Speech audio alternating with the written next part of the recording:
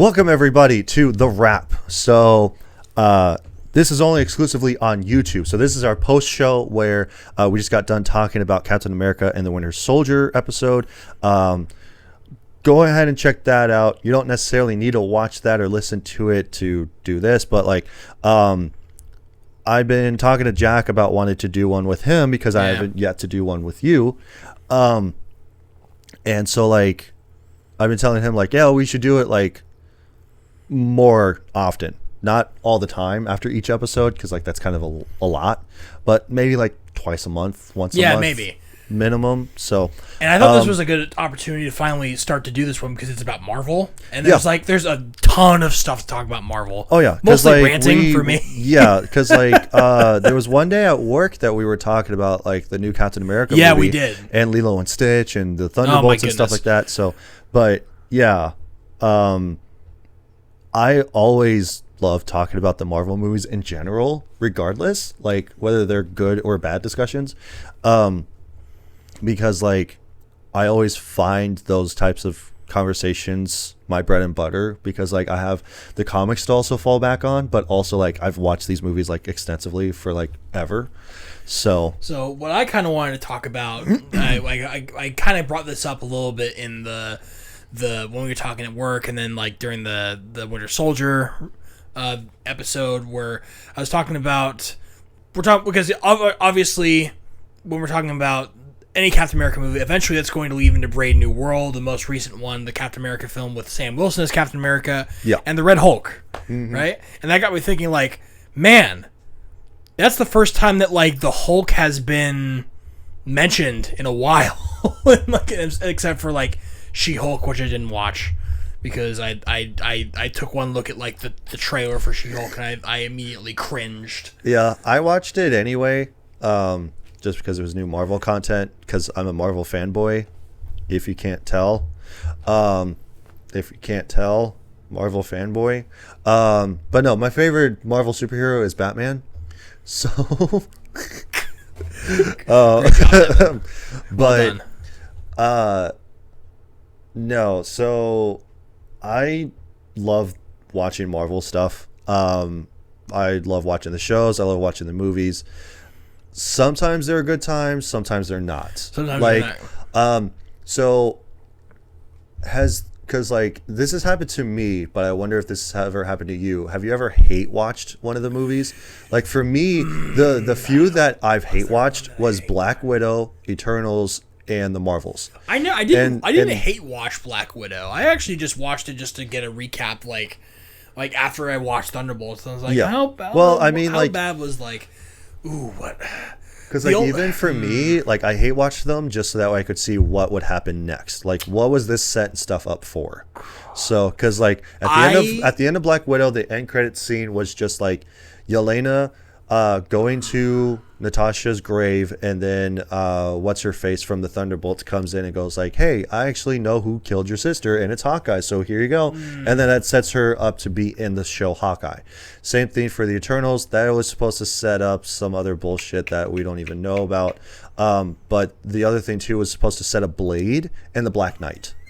So because the end credit scene for that was one of the girls' boyfriends, the Jon Snow from Game of Thrones guy, he had a sword, and so it has this black goo on it or something like that, and it's trying to reach out to him, and then he stops because a voice that we don't see tells him are you sure that's such a good idea? And it's supposed to be Blade because it's Mahershala Ali. Yeah, okay. And then same thing for the Marvels. That was supposed to just basically set up what's her face to be in X-Men. So I think I hate watched Captain Marvel once. Yeah. I think I was pretty excited for Captain Marvel. Because I was all in Infinity War, I'm oh man, who's this? Oh man, it's Captain Marvel. And then watch it and I'm that kind of was not good. Here's the thing about hate watching is I'll only really hate watch something when I'm with somebody else, right? Because I don't want to put myself through that, because I'm just gonna it's very easy for me just to be I don't want to do this anymore, I'm done. But when you're hate watching something, you need to have that person next to you okay, wait, hold on, come on, we gotta finish this. Right. Because it's fun, like, to sit next to someone to complain about something. Oh yeah, 100%. Instead of just doing it to yourself, because like you need the other person to, like, again, goad you on to, like, actually finishing it and, like, finishing what you started when it comes to a hate watch. Yeah. That's why I don't do it very much. I'd probably want to hate watch Thor: The Dark World again. Yeah. Because that movie was, like, just so It's not good. boring. Yeah. It was so boring. I'd love to hate watch Thor: Love and Thunder again. Yeah. Because, like, watched the first time, I was like, wow, this is not... I saw it in theaters, and I was just like... This is not good. I guess it was all right. I haven't seen it since I went to go see it in theaters, so I'll have to watch it again, But though. I haven't seen the Marvels. I don't even think I would want to hate watch Eternals. I just that movie's Honestly, not good. I don't even think that Eternals is worth your time. Like I've seen it once, and I'm like, that's enough. Black Widow is worth your time because of the Red Guardian and Yelena. That sets up for them to be in the Thunderbolts movie. Yeah, because they're like... That's the only reason why. I was explaining this to you a little bit better, that, like, most Marvel movies now is that the supporting cast is so much more interesting to watch Than the main character. Yeah. Like, Sam Wilson isn't even the most interesting person in his own movie. Right. It's not even like a Captain America movie. It's just like the Red Hulk featuring Sam Wilson as Captain America and the Winter Soldier, you know? Yeah. Like it happens so much. Right. Like, even in Thor Ragnarok, like, Hulk steals the show, I feel like, in that movie more than Thor being in it, because I was much more not to cut you off, but like no, I was much more enthralled to actually watch the Hulk in Thor Ragnarok rather than the Thor storyline, because like it's the Sakaar, like the planet Sakaar. So like they put two different comics in the Planet same Hulk, movie, right? So I just got done reading that, and it was actually really, really good. But like Planet Hulk, the story is that like he basically is like in a Quinjet, and he goes off on planet by the Illuminati. Yeah. So being comprised of like Professor X, Black Bolt, Doctor Strange, Iron Man, and Mr. Fantastic. Yeah. I was drawing a blank on his name. But yeah, those five are the Illuminati, and they go like, hey, like, we tricked the Hulk into going to the Quinjet. We're having him go off planet. We're going to have him go to another solar system, to another planet that, like, there's nobody there. He can be secluded. He can do whatever he wants. It's fine. But then he goes through a wormhole, and then he crash lands into Sakaar, and then he becomes the gladiator and frees all of these slaves and people off of the Red King that is basically a tyrant, and basically he kills them. And like, that's what made it interesting, and that is the closest that we'll ever get to Planet Hulk ever.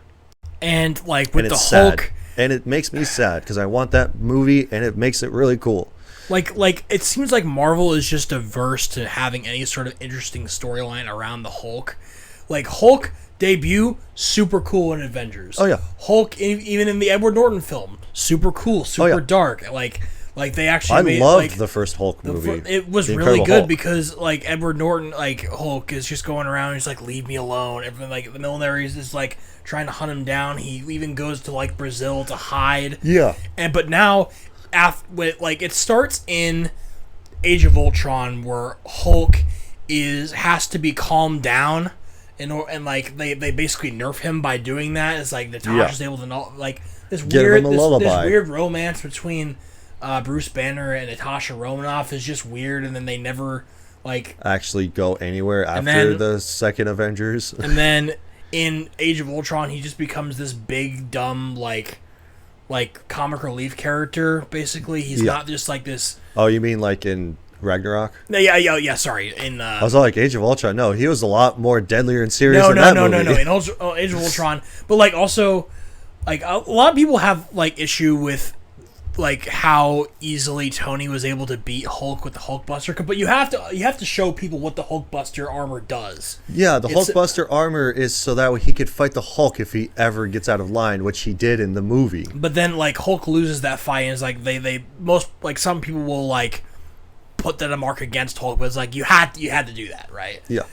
But like then in Infinity War, Hulk just gets his ass beat by Thanos just to show how strong Thanos is, and then he's gone. Yeah. He just throws a hissy fit, and they just refuse to put him back Yeah. in the entirety of Infinity War. And then in Endgame, he's Smart Hulk. He is Professor Hulk. Yeah. And then that's the last time we get to see Hulk being strong, Yeah. right? Like, I guess with like the putting on the Infinity Gauntlet, but like we're never gonna see this like raging monster that like is basically unstoppable. Now it's just a combination of Bruce Banner and Hulk, which is so lame to me. Like, I know it's a reference to the comics, but like the Hulk is supposed to be the Avengers' nuclear deterrent. Yeah. Like, last resort, like we have to wake up the Hulk so that like he can like stop whatever's trying to fight us. And like that's how he's supposed to be handled a lot in the Avengers comics, like from what I understand. Yeah. But in this movie, they just constantly nerf him to the point where he's basically just a comic relief character in Thor Ragnarok.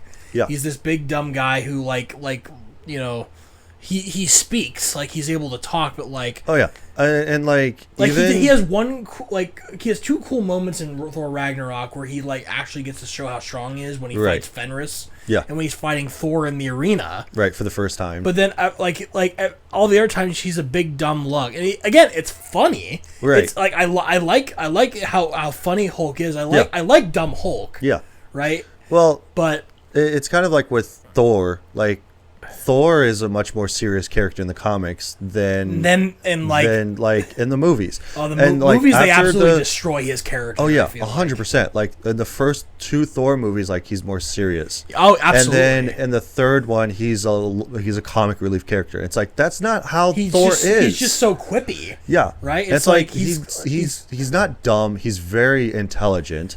Now, when it comes to Earth standards, yes, he's very dumb because he doesn't understand. Yeah, but that's funny though. Right. But it's like that is what it is. But it makes like it funny otherwise, by keeping him serious. But like then he becomes just a jokester. Yeah, it's he goes like espresso. What is espresso? And like that whole thing. I feel like the only character who should be wisecracking in the Avengers is Tony Stark. Yeah, he's the only one who's allowed to do that. He's and Hawkeye.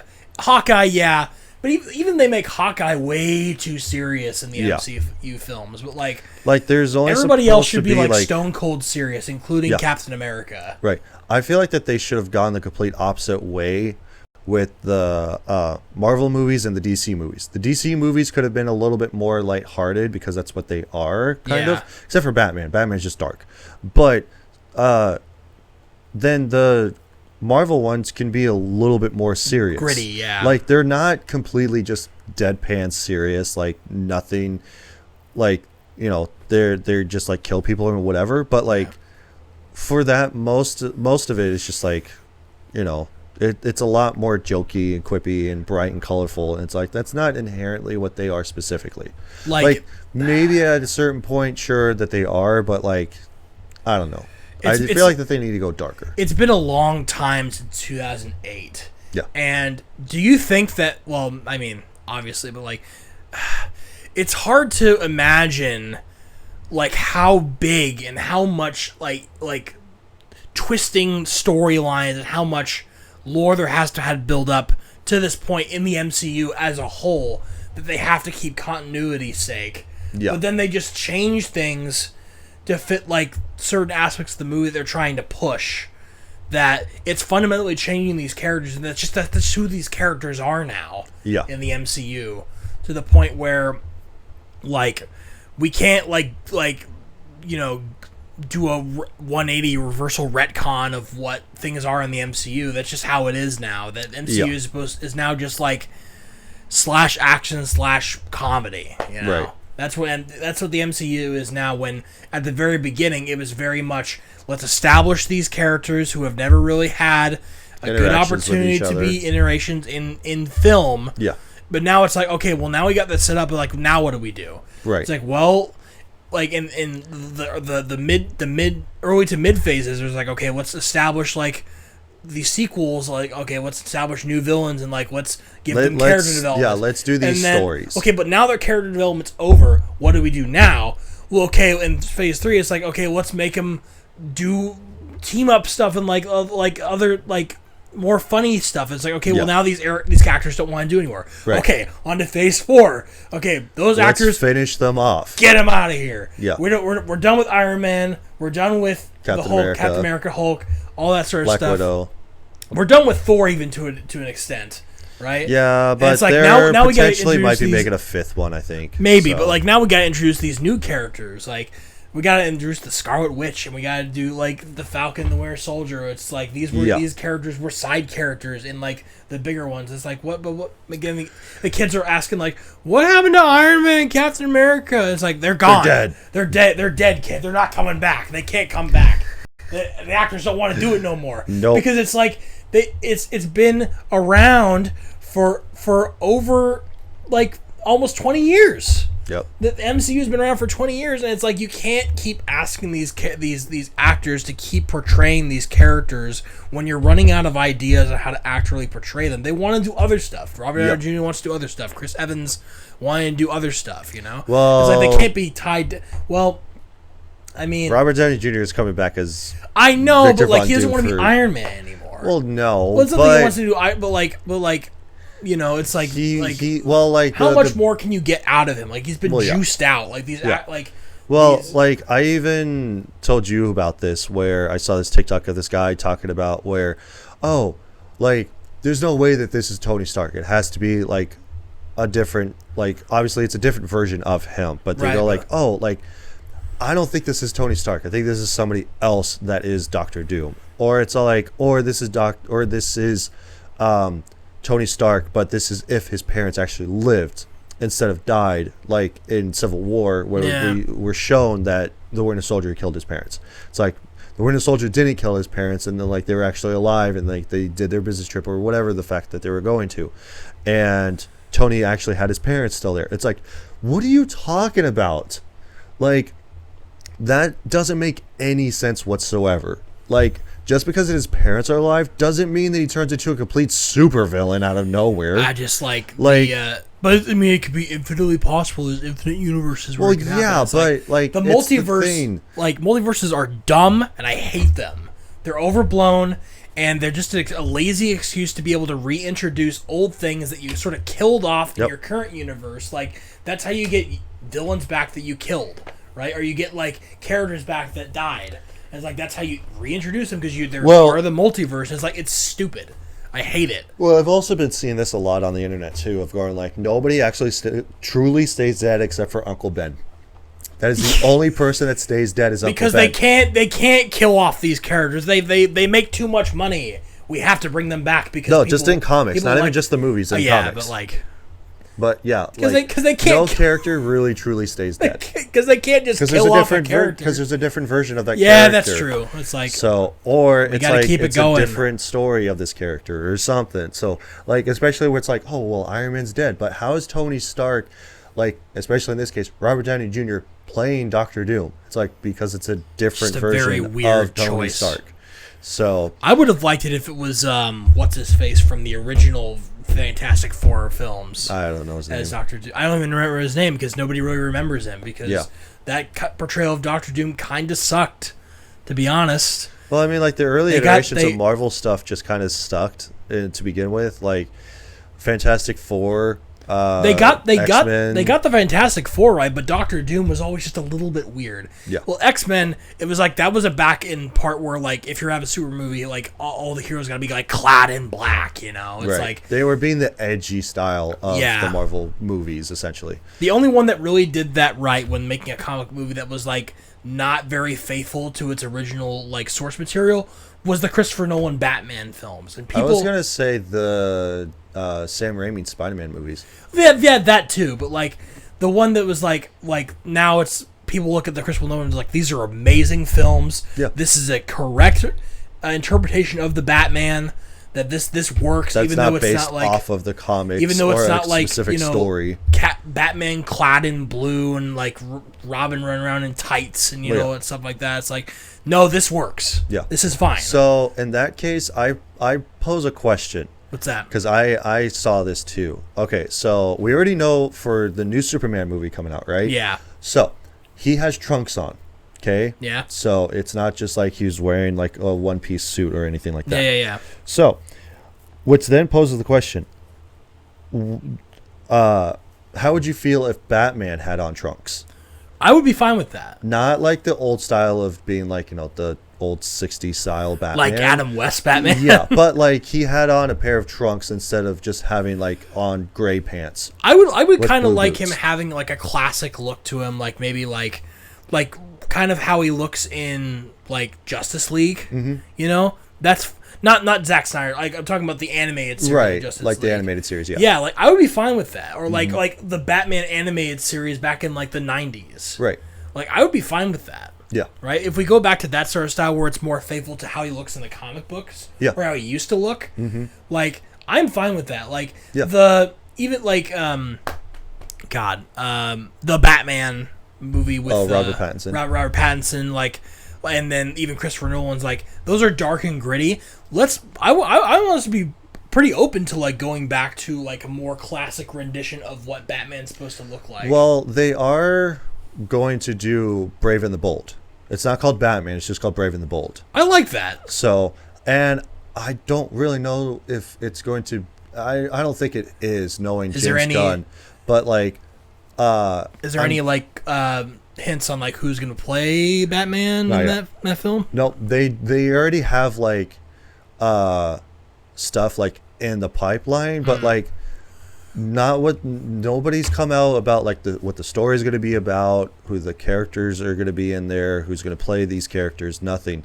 Just the fact that it's just going to be called Brave and the Bold. Who would you want to play Batman if it was the Brave and the Bold? I would have Alan Richardson, the guy that is Jack Reacher, because he said several times, I want to play Batman.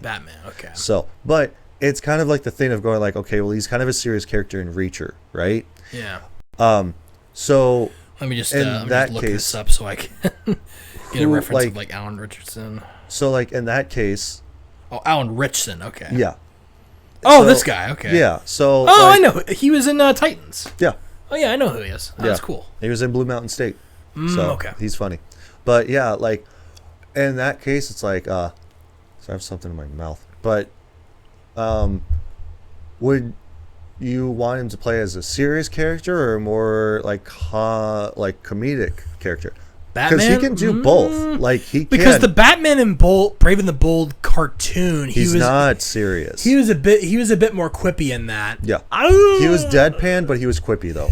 I don't think people would like it because they're so used to how gritty Batman has been in like Batman modern films made in the 21st century. Right. But so also from 2008 till now, it kind of makes me nostalgic for like Batman and Robin and like. Yeah. Plus, they would also have Robin in there too. Yeah, so, but like seeing like George Clooney Batman with a Bat credit card, like that's sort of like zany, wacky, like kind of like I think that would be bad nipples, bad butt. That would be refreshing. Yeah, and like to see like Jim Carrey Riddler or like even like Arnold Schwarzenegger what's it call it like Two-Face. Yeah, Tommy Lee Jones Two-Face. Like we need to move to back into more cartoonish renditions of like. Well, not even necessarily like cartoonish, but like making it more authentic to a specific comic book. That's what I mean. Like make it more stylized. You know? Right. Like especially with instead of just generic purpose. Like this is Batman. He could be like any. Right. Also, when I went to go and see Ballerina with Sam, my wife and his wife. Yeah. They showed the Superman trailer. Again? And. Well, yeah, it's going to be playing up until it's released. Yeah, right? yeah. So, but, like, I didn't go see Ballerina again, but like this was like last weekend, but for me, I thought it was awesome because I got even more excited about Superman because I have the All-Star Superman story, which this is what the movie is based on, and I just started reading it, and I'm like, I can't wait to read this comic and then watch the movie because I feel like it's going to be even better if I read the comic, knowing that it's going to be a more faithful adaptation to the movie.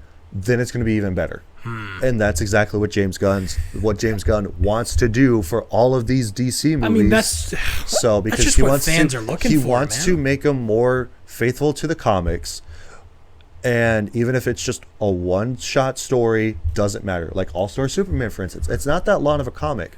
We are outside of the age of irreverency. Yes, I feel like even with a movie like Transformers, which we already talked about on our podcast. Yeah, which go watch it. Michael Bay completely irreverent to the source material of Transformers. Oh yeah, 100%. And then, he basically gutted it out and just like made something new out of it. And then movies like Bumblebee and Transformers 1 come out, and they're critical, like critically successful.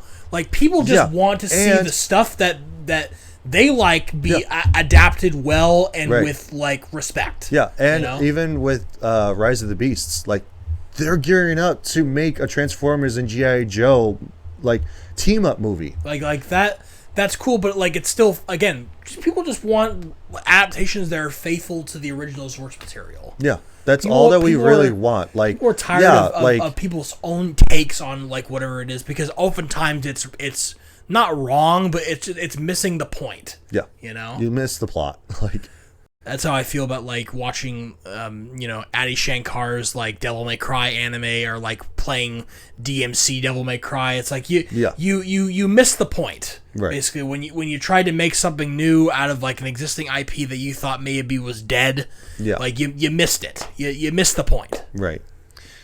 Is there anything else that you wanted to talk about for like Marvel, DC? No, I just wanted to rant about like certain Marvel stuff. Like I'm sure there'll be another topic that we talk about now. 100%. But like this was just sort of ranting and rambling after we just talked about like a Marvel movie for the full time. And, like, this is just stuff that I wanted. Because like we were rambling in that episode a little bit, and it's just like, again, we'll just I'll do just it talk as a about post this. show. Yeah, okay, all right. But yeah, and like that's why like the rambling is good for like a post show, because like you've never done the post show before, so it's like a lot of like really open-ended discussions of just sitting down and chatting for like half an hour or 45 minutes without it actually being like a full-length episode talking about a specific thing. That is what I feel like that is what the post show is meant for. Okay, all right. So it's like, hey, I want to have this open up discussion. Okay, cool. Like if you want to do a post show afterwards, we could talk more in depth about that. This is Devin's not so subtle way of telling me that I need to shut up during the actual episodes of whatever movie we're talking about. Well, no, we can have discussions about the movies and stuff. But he's tired of having to edit these 2-hour-long podcast episodes. He's this. Don't worry, Devin. I get the message. Yeah, so shut the fuck up. But no, this was good. I like this. So, but yeah, like I said, like doing it a couple times a month, maybe once a month, if you're willing to do it. Like, especially if the episode isn't that long, it's like, hey, it'll just depend on what type of movie that we're reviewing. Also, especially where next week we're going to be talking about Face Off. We really don't need to do a post show for that. Right. Unless you want to have an open up discussion about the movie more in depth specifically. About Nick Cage and Ghost Rider. Which that also is another guilty pleasure movie of mine. I actually really like Ghost Rider. Oh yeah. I not the second one. No, second one isn't good. I couldn't get past like the first 10 minutes of the second one before I was like, this sucks. Yeah. But like I really like Nick Cage's Ghost Rider. Like especially in the second one where he's talking to like this kid and he goes like, oh, like when you pee, like how is it? It's like a flamethrower. And he goes like, yeah, it's like a flamethrower, and just reenacts what happens, but then also showcasing what it would look like as Ghost Rider, because like it's just Nick Cage, right? Oh my God. And then he doesn't want to turn into the Ghost Rider anymore. And so he just like stops himself from becoming the Ghost Rider. Such a lame premise about your movie that is about a superhero. It's not good. When it's like why I hate Hulk and Infinity War so much. It's like I want to see the Hulk. Right. And you're basically just saying I want to see him smash stuff. Like, and you're just saying like no, I don't want to come out. No, I hate fighting now. I'm scared. Stupid. Scared little Hulk. The Infinity War is basically just like all of the Avengers getting tossed around like jobbers by Thanos just to prove how strong he is. Like, yeah, we get it. We get it. He's strong, but Hulk is stronger. Hulk. I still want to see the Hulk just because he beat the Hulk like immediately in the first couple scenes of the movie doesn't mean that like I shouldn't be able to. I shouldn't get to see Hulk for the rest of. I'm mad. Yeah. I'm mad. Okay, probably go on for another fucking 5 minutes talking about 20 minutes. I like the Hulk, okay? All right. Yeah, if there's nothing else to talk about. I think we're good. Cool. So yeah, thank you everybody so much for watching us rant about Marvel stuff for however long, 30 minutes, whatever. Yeah. But yeah, thank you all so much for tuning into the post show, the wrap. Like I said, I'm gonna get Jack to be on here a little bit more, so that way we can actually have more in-depth conversations about certain things. Like especially if there's a new movie, and then like if it's on streaming, right? And it's like, hey, like let's watch this movie, but we don't want to literally make it as its own episode. We can talk a little bit about it for like the wrap. There we go. So it's like a post show type of thing, kind of like I did with Ballerina. Like do a half an hour discussion about it, whatever. The wrap. So yeah, be sure to like and subscribe to the channel. Also, if you guys like this sort of thing, leave a comment in the comment section below. And if you guys want us to talk more about Marvel stuff, we will. Or if there's something specific that you want us to talk about for Marvel stuff, let us know. And be sure to share this around for everybody that enjoys movies and stuff. So, but yeah, like I said, thank you everybody so much, and we'll see you guys next time. So.